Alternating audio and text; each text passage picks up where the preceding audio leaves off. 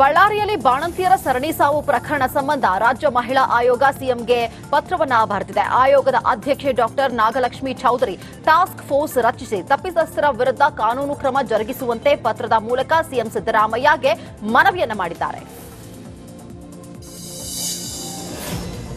ರಾಜ್ಯ ಬಿಜೆಪಿಯಲ್ಲಿ Yatnal versus Vijendra team ಕಾಳಗ ಶುರುವಾಗಿದೆ. ನಿನ್ನೆಷ್ಟೇ ಮೈಸೂರಿಗೆ ತೆರಳಿರುವಂತಹ ವಿಜೇಂದ್ರ ಟೀಮ್ ಇದೀಗ ಚಾಮುಂಡಿ ಬೆಟ್ಟಕ್ಕೆ ಭೇಟಿ ನೀಡಿದ್ದಾರೆ. ರೇಣುಕಾಚಾರ್ಯ, ಬಿಸಿ ಪಾಟೀಲ್ ಹಾಗೆ ಕಟ್ಟಾ ಸುಬ್ರಹ್ಮಣ್ಯ ಸೇರಿದಂತೆ ಹಲವರು ತಾಯಿ ಚಾಮುಂಡೇಶ್ವರಿ ದರ್ಶನ ಪಡೆದರು.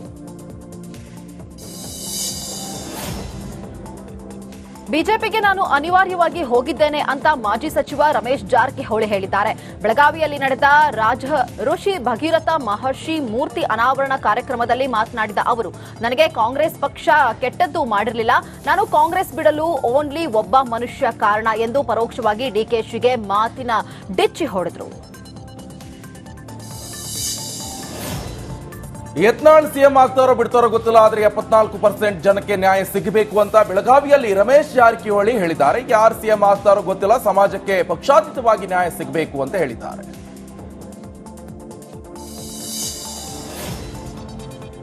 ಮಂಡ್ಯ ಜಿಲ್ಲೆ ಶ್ರೀರಂಗಪಟ್ಟಣದಲ್ಲಿರುವ ಜಾಮಿಯಾ ಮಸೀದಿ ಸರ್ವೆಗೆ ಹಿಂದೂ ಸಂಘಟನೆಗಳು ಆಗ್ರಹಿಸಿವೆ. ಟಿಪ್ಪು ದೇಗುಲವನ್ನ ಮಸೀದಿಯನ್ನಾಗಿ ಪರಿವರ್ತನೆ ಮಾಡಿದ್ದಾನೆ ಎಂದು ಆರೋಪಿಸಿ ಸರ್ವೆ ನಡೆಸುವಂತೆ ಭಜರಂಗ ಸೇನೆ ದಾವೆ ಹೂಡಿತ್ತು. ವಿವಾದದ ವಿಚಾರಣೆ ನಡೆಸ್ತಾ ಇರುವ ಹೈಕೋರ್ಟ್ ಜನವರಿ 17ಕ್ಕೆ ವಿಚಾರಣೆಯನ್ನ ಮುಂದೂಡಿದೆ. ಬಳ್ಳಾರಿಯಲ್ಲಿ ಬಾಣಂತಿಯರ ಸರಣಿ ಸಾವು ಪ್ರಕರಣ ಸಂಬಂಧ ರಾಜ್ಯ ಮಹಿಳಾ ಆಯೋಗ ಸಿಎಂಗೆ ಪತ್ರವನ್ನ ಬರೆದಿದೆ. ಆಯೋಗದ ಅಧ್ಯಕ್ಷೆ doctor Nagalakshmi Chaudhari task force ರಚಿಸಿ ತಪ್ಪಿತಸ್ಥರ ವಿರುದ್ಧ ಕಾನೂನು ಕ್ರಮ ಜರುಗಿಸುವಂತೆ ಪತ್ರದ ಮೂಲಕ ಸಿಎಂ ಸಿದ್ದರಾಮಯ್ಯಗೆ ಮನವಿಯನ್ನ ಮಾಡಿದ್ದಾರೆ. ರಾಜ್ಯ ಬಿಜೆಪಿಯಲ್ಲಿ ಯತ್ನಾಳ್ ವರ್ಸಸ್ ವಿಜೇಂದ್ರ ಟೀಮ್ ಕಾಳಗ ಶುರುವಾಗಿದೆ. ನಿನ್ನೆಷ್ಟೇ ಮೈಸೂರಿಗೆ ತೆರಳಿರುವಂತಹ ವಿಜೇಂದ್ರ ಟೀಮ್ ಇದೀಗ ಚಾಮುಂಡಿ ಬೆಟ್ಟಕ್ಕೆ ಭೇಟಿ ನೀಡಿದ್ದಾರೆ. ರೇಣುಕಾಚಾರ್ಯ, ಬಿಸಿ ಪಾಟೀಲ್ ಹಾಗೆ ಕಟ್ಟಾ ಸುಬ್ರಹ್ಮಣ್ಯ ಸೇರಿದಂತೆ ಹಲವರು ತಾಯಿ ಚಾಮುಂಡೇಶ್ವರಿ ದರ್ಶನ ಪಡೆದರು.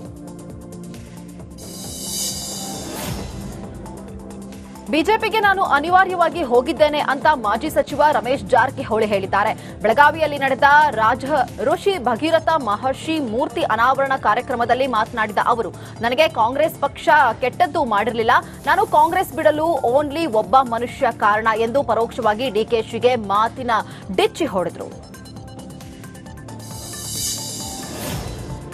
ಯತ್ನಾಳ್ ಸಿಎಂ ಆಗ್ತಾರೋ ಬಿಡ್ತಾರೋ ಗೊತ್ತಿಲ್ಲ, ಆದ್ರೆ 74% ಜನಕ್ಕೆ ನ್ಯಾಯ ಸಿಗಬೇಕು ಅಂತ ಬೆಳಗಾವಿಯಲ್ಲಿ ರಮೇಶ್ ಜಾರಕಿಹೊಳಿ ಹೇಳಿದ್ದಾರೆ. ಯಾರು ಸಿಎಂ ಆಗ್ತಾರೋ ಗೊತ್ತಿಲ್ಲ, ಸಮಾಜಕ್ಕೆ ಪಕ್ಷಾತೀತವಾಗಿ ನ್ಯಾಯ ಸಿಗಬೇಕು ಅಂತ ಹೇಳಿದ್ದಾರೆ.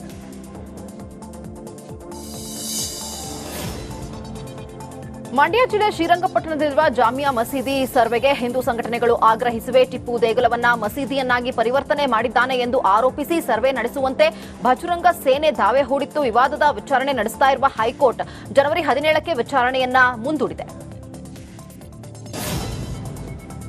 ಬಳ್ಳಾರಿಯಲ್ಲಿ ಬಾಣಂತಿಯರ ಸರಣಿ ಸಾವು ಪ್ರಕರಣ ಸಂಬಂಧ ರಾಜ್ಯ ಮಹಿಳಾ ಆಯೋಗ ಸಿಎಂಗೆ ಪತ್ರವನ್ನ ಬರೆದಿದೆ. ಆಯೋಗದ ಅಧ್ಯಕ್ಷೆ doctor Nagalakshmi Chaudhari task force ರಚಿಸಿ ತಪ್ಪಿತಸ್ಥರ ವಿರುದ್ಧ ಕಾನೂನು ಕ್ರಮ ಜರುಗಿಸುವಂತೆ ಪತ್ರದ ಮೂಲಕ ಸಿಎಂ ಸಿದ್ದರಾಮಯ್ಯಗೆ ಮನವಿಯನ್ನ ಮಾಡಿದ್ದಾರೆ. ರಾಜ್ಯ ಬಿಜೆಪಿಯಲ್ಲಿ ಯತ್ನಾಳ್ ವರ್ಸಸ್ ವಿಜೇಂದ್ರ ಟೀಮ್ ಕಾಳಗ ಶುರುವಾಗಿದೆ. ನಿನ್ನೆಷ್ಟೇ ಮೈಸೂರಿಗೆ ತೆರಳಿರುವಂತಹ ವಿಜೇಂದ್ರ ಟೀಮ್ ಇದೀಗ ಚಾಮುಂಡಿ ಬೆಟ್ಟಕ್ಕೆ ಭೇಟಿ ನೀಡಿದ್ದಾರೆ. ರೇಣುಕಾಚಾರ್ಯ, ಬಿಸಿ ಪಾಟೀಲ್ ಹಾಗೆ ಕಟ್ಟಾ ಸುಬ್ರಹ್ಮಣ್ಯ ಸೇರಿದಂತೆ ಹಲವರು ತಾಯಿ ಚಾಮುಂಡೇಶ್ವರಿ ದರ್ಶನ ಪಡೆದರು.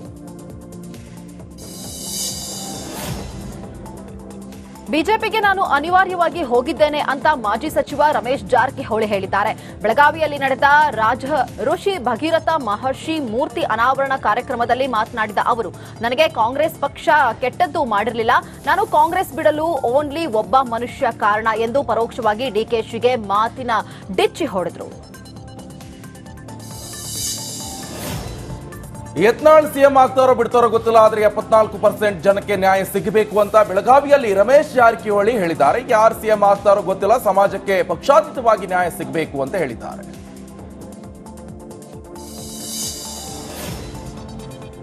ಮಂಡ್ಯ ಜಿಲ್ಲೆ ಶ್ರೀರಂಗಪಟ್ಟಣದಲ್ಲಿರುವ ಜಾಮಿಯಾ ಮಸೀದಿ ಸರ್ವೆಗೆ ಹಿಂದೂ ಸಂಘಟನೆಗಳು ಆಗ್ರಹಿಸಿವೆ. ಟಿಪ್ಪು ದೇಗುಲವನ್ನ ಮಸೀದಿಯನ್ನಾಗಿ ಪರಿವರ್ತನೆ ಮಾಡಿದ್ದಾನೆ ಎಂದು ಆರೋಪಿಸಿ ಸರ್ವೆ ನಡೆಸುವಂತೆ ಭಜರಂಗ ಸೇನೆ ದಾವೆ ಹೂಡಿತ್ತು. ವಿವಾದದ ವಿಚಾರಣೆ ನಡೆಸ್ತಾ ಇರುವ ಹೈಕೋರ್ಟ್ ಜನವರಿ 17ಕ್ಕೆ ವಿಚಾರಣೆಯನ್ನ ಮುಂದೂಡಿದೆ. ಬಳ್ಳಾರಿಯಲ್ಲಿ ಬಾಣಂತಿಯರ ಸರಣಿ ಸಾವು ಪ್ರಕರಣ ಸಂಬಂಧ ರಾಜ್ಯ ಮಹಿಳಾ ಆಯೋಗ ಸಿಎಂಗೆ ಪತ್ರವನ್ನ ಬರೆದಿದೆ. ಆಯೋಗದ ಅಧ್ಯಕ್ಷೆ doctor Nagalakshmi Chaudhari task force ರಚಿಸಿ ತಪ್ಪಿತಸ್ಥರ ವಿರುದ್ಧ ಕಾನೂನು ಕ್ರಮ ಜರುಗಿಸುವಂತೆ ಪತ್ರದ ಮೂಲಕ ಸಿಎಂ ಸಿದ್ದರಾಮಯ್ಯಗೆ ಮನವಿಯನ್ನ ಮಾಡಿದ್ದಾರೆ. ರಾಜ್ಯ ಬಿಜೆಪಿಯಲ್ಲಿ ಯತ್ನಾಳ್ ವರ್ಸಸ್ ವಿಜೇಂದ್ರ ಟೀಮ್ ಕಾಳಗ ಶುರುವಾಗಿದೆ. ನಿನ್ನೆಷ್ಟೇ ಮೈಸೂರಿಗೆ ತೆರಳಿರುವಂತಹ ವಿಜೇಂದ್ರ ಟೀಮ್ ಇದೀಗ ಚಾಮುಂಡಿ ಬೆಟ್ಟಕ್ಕೆ ಭೇಟಿ ನೀಡಿದ್ದಾರೆ. ರೇಣುಕಾಚಾರ್ಯ, ಬಿಸಿ ಪಾಟೀಲ್ ಹಾಗೆ ಕಟ್ಟಾ ಸುಬ್ರಹ್ಮಣ್ಯ ಸೇರಿದಂತೆ ಹಲವರು ತಾಯಿ ಚಾಮುಂಡೇಶ್ವರಿ ದರ್ಶನ ಪಡೆದರು. ಬಿಜೆಪಿಗೆ ನಾನು ಅನಿವಾರ್ಯವಾಗಿ ಹೋಗಿದ್ದೇನೆ ಅಂತ ಮಾಜಿ ಸಚಿವ ರಮೇಶ್ ಜಾರಕಿಹೊಳಿ ಹೇಳಿದ್ದಾರೆ. ಬೆಳಗಾವಿಯಲ್ಲಿ ನಡೆದ ಋಷಿ ಭಗೀರಥ ಮಹರ್ಷಿ ಮೂರ್ತಿ ಅನಾವರಣ ಕಾರ್ಯಕ್ರಮದಲ್ಲಿ ಮಾತನಾಡಿದ ಅವರು, ನನಗೆ ಕಾಂಗ್ರೆಸ್ ಪಕ್ಷ ಕೆಟ್ಟದ್ದು ಮಾಡಿರಲಿಲ್ಲ, ನಾನು ಕಾಂಗ್ರೆಸ್ ಬಿಡಲು ಓನ್ಲಿ ಒಬ್ಬ ಮನುಷ್ಯ ಕಾರಣ ಎಂದು ಪರೋಕ್ಷವಾಗಿ ಡಿಕೆಶಿಗೆ ಮಾತಿನ ಡಿಚ್ಚಿ ಹೊಡೆದರು. ಯತ್ನಾಳ್ ಸಿಎಂ ಆಗ್ತಾರೋ ಬಿಡ್ತಾರೋ ಗೊತ್ತಿಲ್ಲ, ಆದ್ರೆ 74% ಜನಕ್ಕೆ ನ್ಯಾಯ ಸಿಗಬೇಕು ಅಂತ ಬೆಳಗಾವಿಯಲ್ಲಿ ರಮೇಶ್ ಜಾರಕಿಹೊಳಿ ಹೇಳಿದ್ದಾರೆ. ಯಾರು ಸಿಎಂ ಆಗ್ತಾರೋ ಗೊತ್ತಿಲ್ಲ, ಸಮಾಜಕ್ಕೆ ಪಕ್ಷಾತೀತವಾಗಿ ನ್ಯಾಯ ಸಿಗಬೇಕು ಅಂತ ಹೇಳಿದ್ದಾರೆ.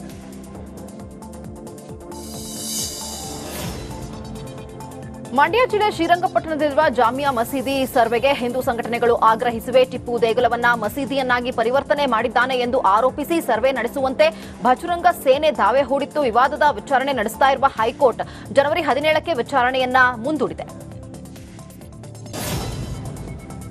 ಬಳ್ಳಾರಿಯಲ್ಲಿ ಬಾಣಂತಿಯರ ಸರಣಿ ಸಾವು ಪ್ರಕರಣ ಸಂಬಂಧ ರಾಜ್ಯ ಮಹಿಳಾ ಆಯೋಗ ಸಿಎಂಗೆ ಪತ್ರವನ್ನ ಬರೆದಿದೆ. ಆಯೋಗದ ಅಧ್ಯಕ್ಷೆ doctor Nagalakshmi Chaudhari task force ರಚಿಸಿ ತಪ್ಪಿತಸ್ಥರ ವಿರುದ್ಧ ಕಾನೂನು ಕ್ರಮ ಜರುಗಿಸುವಂತೆ ಪತ್ರದ ಮೂಲಕ ಸಿಎಂ ಸಿದ್ದರಾಮಯ್ಯಗೆ ಮನವಿಯನ್ನ ಮಾಡಿದ್ದಾರೆ.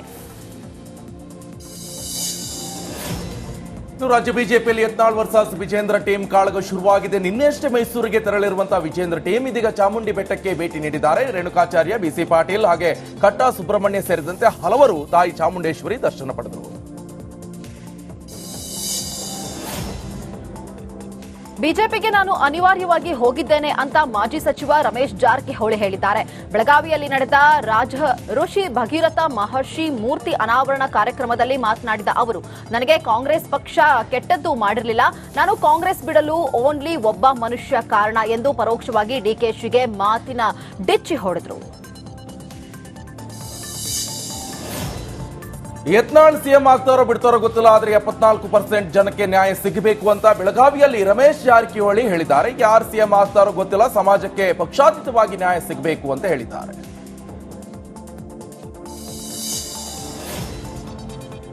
ಮಂಡ್ಯ ಜಿಲ್ಲೆ ಶ್ರೀರಂಗಪಟ್ಟಣದಲ್ಲಿರುವ ಜಾಮಿಯಾ ಮಸೀದಿ ಸರ್ವೆಗೆ ಹಿಂದೂ ಸಂಘಟನೆಗಳು ಆಗ್ರಹಿಸಿವೆ. ಟಿಪ್ಪು ದೇಗುಲವನ್ನ ಮಸೀದಿಯನ್ನಾಗಿ ಪರಿವರ್ತನೆ ಮಾಡಿದ್ದಾನೆ ಎಂದು ಆರೋಪಿಸಿ ಸರ್ವೆ ನಡೆಸುವಂತೆ ಭಜರಂಗ ಸೇನೆ ದಾವೆ ಹೂಡಿತ್ತು. ವಿವಾದದ ವಿಚಾರಣೆ ನಡೆಸ್ತಾ ಇರುವ ಹೈಕೋರ್ಟ್ ಜನವರಿ 17ಕ್ಕೆ ವಿಚಾರಣೆಯನ್ನ ಮುಂದೂಡಿದೆ. ಬಳ್ಳಾರಿಯಲ್ಲಿ ಬಾಣಂತಿಯರ ಸರಣಿ ಸಾವು ಪ್ರಕರಣ ಸಂಬಂಧ ರಾಜ್ಯ ಮಹಿಳಾ ಆಯೋಗ ಸಿಎಂಗೆ ಪತ್ರವನ್ನ ಬರೆದಿದೆ. ಆಯೋಗದ ಅಧ್ಯಕ್ಷೆ doctor Nagalakshmi Chaudhari task force ರಚಿಸಿ ತಪ್ಪಿತಸ್ಥರ ವಿರುದ್ಧ ಕಾನೂನು ಕ್ರಮ ಜರುಗಿಸುವಂತೆ